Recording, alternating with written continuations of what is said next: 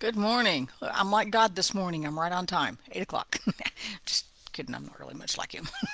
I'm trying to be though, right? I'm gonna walk like he walked. What First John? We learned that. We learned that in First John 2:6. If we say we live in Him, we should walk like He walked, right?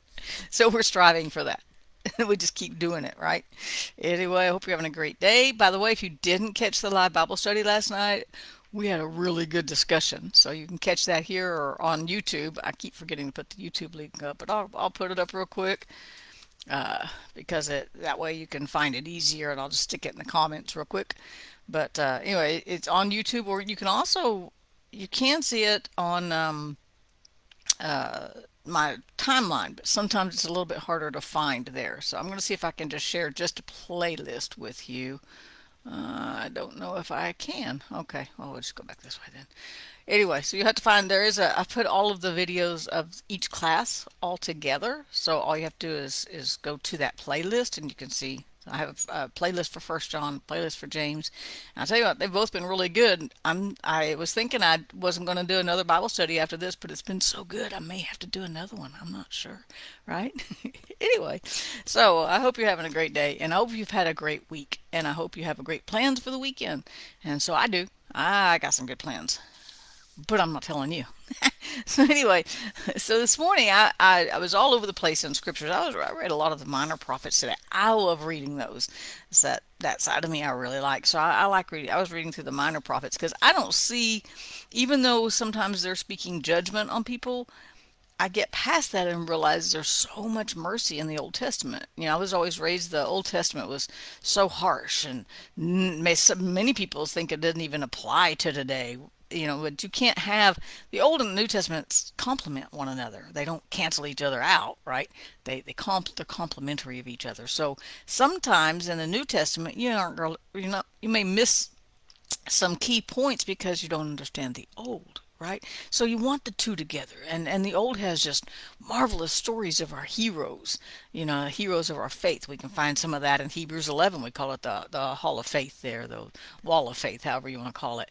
And it talks about some of our heroes in our faith. And so I was looking at, so I like the Old Testament because I see that thread of mercy.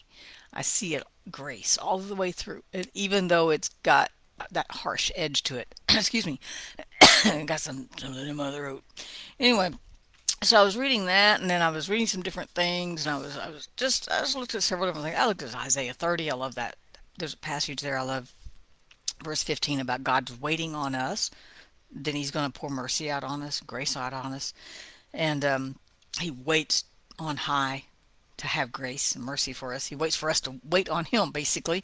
I was looking at all that, and then I thought, I wonder. I think it's the principle is called the law of first mention. And so it's real significant when something is mentioned for the first time in scriptures.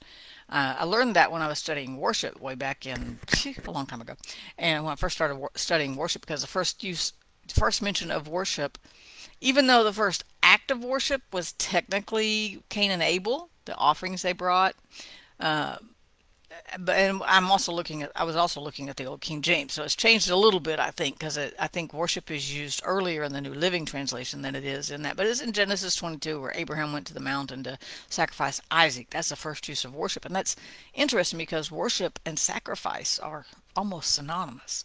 We sacrifice to worship Him, and then I won't get off on all that because I could go all day on that. But I thought, I wonder when the first mention of peace is in the Bible. That would be significant, right? So I pulled out my handy dandy Strong's on my phone, and it only has a King James. The Strong's does. So, and the first mention of peace wasn't what I was expecting. It was actually in Genesis 15, and he's telling Abraham about his death. And I was like, okay, that wasn't what I expected. I was wanting a happier story, right? But I mean, Abraham still got his whole life to live. This is before the promise of Isaac, right before the promise of Isaac, or I guess it's right after. I don't know, I have to look back. Anyway, so in Genesis 15, and actually telling Abraham what's going to happen, because it says your descendants. Now, Abraham's childless. Abraham at this point in the story has nobody, no children, no Ishmael, no Isaac, right? No. hundreds of wives later, none of that.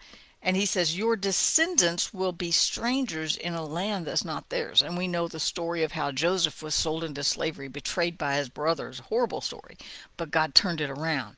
And how then God brought that family, Abraham's descendants, Jacob's family, out of Egypt. That's who he was bringing out of Egypt. That's who went down there. It was Joseph and all of his 11 brothers, all of Jacob's children, right? And or call him Israel's children because he changed his name to Israel. And Jacob is Abraham's grandson. That was all of Abraham's descendants that migrated down to Egypt during the famine while Joseph was reigning there, even though he was a Hebrew and not an Egyptian, right? And so they all migrated down there. And so God's promising Abraham, your descendants will be strangers in a land that's not theirs. They're going to go to Egypt eventually. Your descendants. Abraham doesn't have any children yet, and they will, and that's not theirs, and will serve them. Remember, they were in slavery, and they will afflict them for 400 years. Wow. And also the nation whom they serve I will judge. Now you know the 10 plagues came and all that. Afterward they will come out with great possessions. And if you read in Exodus, we read on in Exodus, it says that they borrowed stuff, all the gold and stuff, the fancy stuff from their Egyptian friends. I guess they had friends, I'm sure they did. Yeah, and they borrowed it. And so when they left, they took all their stuff with them. So they didn't come out empty-handed. They plundered them, is the old King James word. They plundered the Egyptians, or basically took their stuff, right? And then he says this, now as for you, you shall go to your fathers in peace. You will be buried at a good old age. So he's telling him your death is going to be peaceful. That's a wonderful promise. But we don't like to think about death. But God's promising Abraham, you got a good life to live. Your descendants I'm going to take care of. And I guess it was in Nahum where I read something to the effect of that's the family God looked over. That family, because all of the Israelites that he brought out of Egypt were all Abraham's descendants. They were all Abraham's children, 400 years worth of growth, right?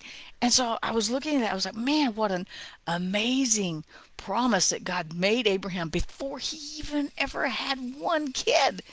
He didn't even have one.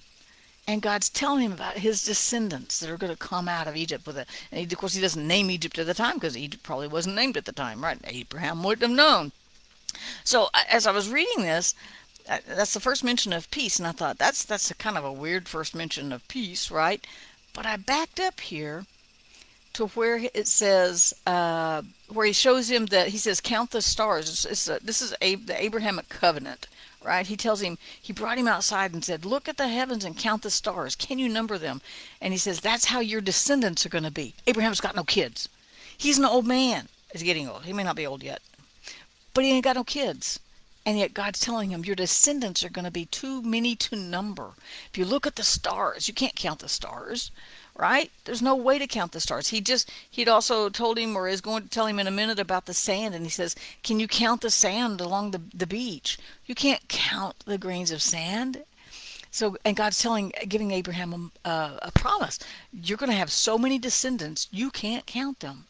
Well, when you think about it, now Abraham did go on. Of course, he had Ishmael, then he had Isaac, the son of promise, and then after Sarah died, he did get married again, and he did have more children. But God focused on Isaac, that seed of promise. Now, here's the thing. Then it says he believed in the Lord, and God counted it to him for righteousness. Now, so Abraham believed what God was telling him. He ain't got no kids, but God's telling him your descendants. Now, his descendants were many. I don't know how many, and I'm sure there's plenty of estimates. We can find it if we wanted to. I don't remember now how many people came out of Egypt. But you couldn't technically number them, but that's not what God was talking about. Because in Galatians 3, it tells us we are Abraham's seed when we believe like he did. Father Abraham, we call him Father Abraham. How many sons, right? We were singing that song when we was a kid. Yeah, so he's the father of our faith. But God's talking about even though he had ended up with many physical descendants, God's talking about his spiritual descendants. And so I wrote in my Bible right here on the side, count me.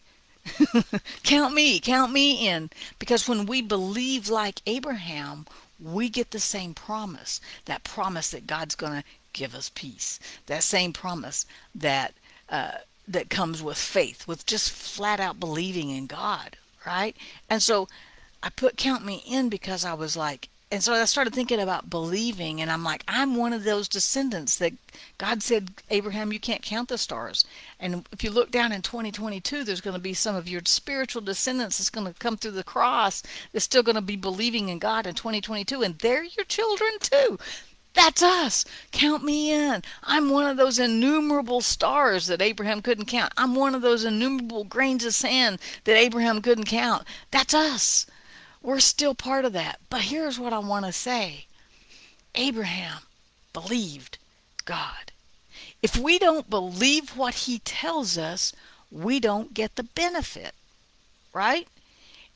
For instance, if we don't believe when Jesus said, I'm giving you my peace, not the kind of peace the world has, my kind of peace.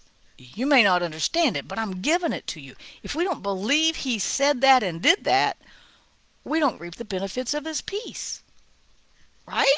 Doesn't that make sense? We can only reap the benefits spiritually and naturally of the things what we believe.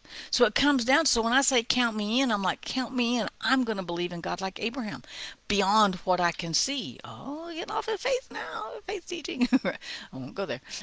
But we believe in what we can't see because we can't necessarily see God. We can't see peace.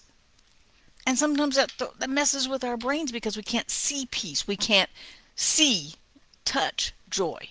We can't see, touch righteousness, peace, joy. We can't necessarily see or touch love. Now we feel those things. We can feel compassion for someone, right?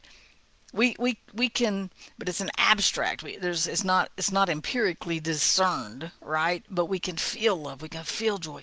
But we got that peace in there. But it all hinges on being counted in when it comes to faith. It all hinges on do you believe what God said?